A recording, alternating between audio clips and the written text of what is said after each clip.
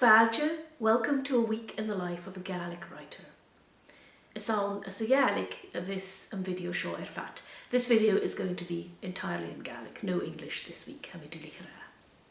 Hadanach ac yn tiacansa, mae yng I-write agus mae yng rwytig yn sporsel o rai mi roedd. Bi I-write feis litrachus an yn glasachw, a gal aatje is a varst etter een koik of wajiag agus een koik a richetiv wajiag din a varst.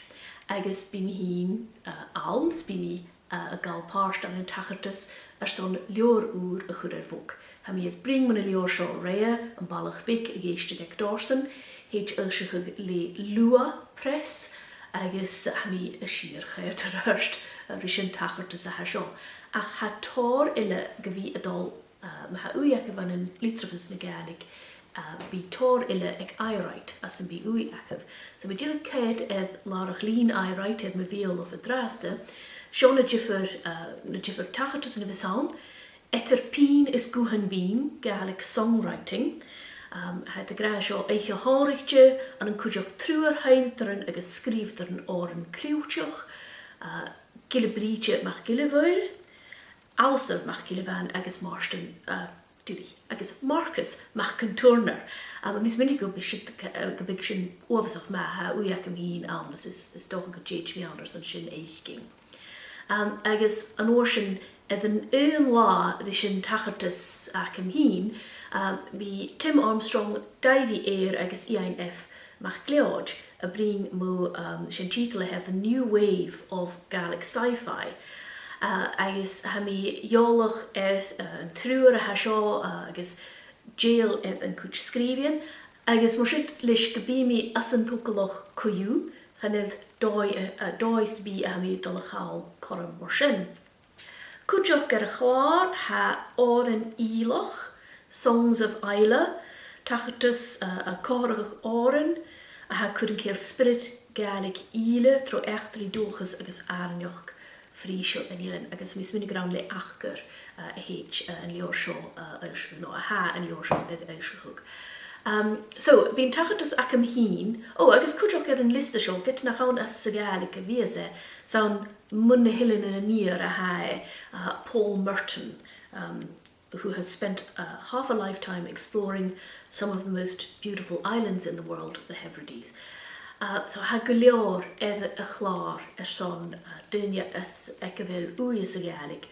Yn tachertus ac am hyn, bie edd y tres la y richit gyn y farst, sef jeheunia y fysawn, ag sia wydden as y virtual library yn glasachw, agos bi yn rwt mynd y sci-fi, dyrach as jason ag karsto gyhoch. Mar sydd ha na ticketin ryn reich gydraste, han klar loin mar hoostri, agus ma ha uiakef an een rutsenbi coheanter de Gaelic agus leorichen agus litrachus ha gelior eth klar I-write son kummel tollichtje mi dochus agus leor oer woamse kut sin rut as kutter mi draste.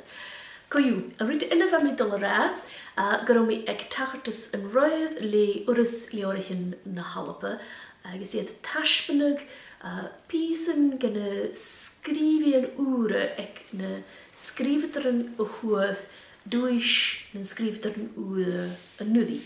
Agus va gies le Gaelic es an arstorler an reur mor ag lo agus Marian F. Wursten agus rein giesach go oversach me ha mi go motje laste agus ha mi go tollichtje gewel a vlione achke Collery, edden schema seo collery urus leorich in na halape edd cord agriw agus gyfelid edd an huofus a skrivig agus urst as a hienu. So is suringen caut a rurst ri leorichen von giesach gan dochus agus torritinille as na blionachen a ha roing.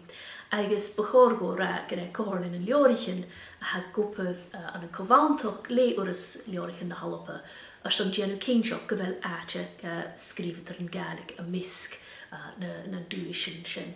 Agus ha neoch oer girach as jay ching amach gintje ko na skrifter yn oer Gaelic a vis a goper tronne skimmer seo as yn chacoin a ha roin.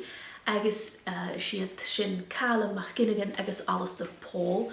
Meall verneach, Alistair agus a chaile mé chéile agus mé dochas go bí blianna spórsel agus cruachil agus uasach hé ma acah cónaris na mentors acah. Charó mór an acam rán seachgatsa díirech an darú sin, a mi cumla dul, cumla trang, cumla scríbh agus a jésachag agus gus a féic mi a líhiisiú a mi dochas go bí fírio cheachgain acah mar sin leif.